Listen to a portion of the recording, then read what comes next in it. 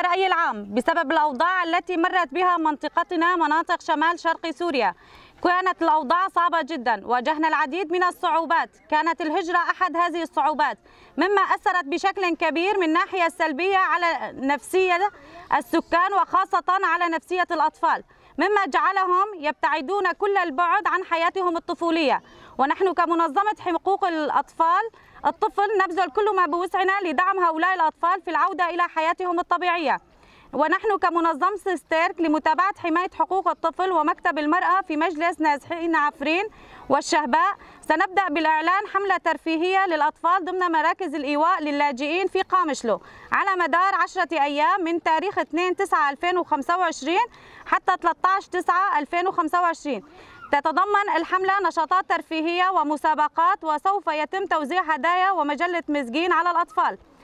الزمان والمكان: 2/9 مساكن طرطب، 3/9 مدرسة بنت جبيل، 4/9 مساكن هلالية، 6/9 مساكن حلكو، 7/9 مشفى الوطني القديم حي الكورنيش، 8/9 مدرسة كمال هندي حي الآشورية، 9/9 مدرسة سليمان عزو حي الكورنيش، 10/9 مدرسة لحدو مسعود حي العنترية، 11/10 كومين الشهيد سميرة مربع الأمني، 13/9 مدرسة الشهيد حسين عبد الله. منظمة ستيرك لمتابعة حماية حقوق الطفل ومكتب المرأة في مجلس نازحين عفرين والشهباء 2/9/2025.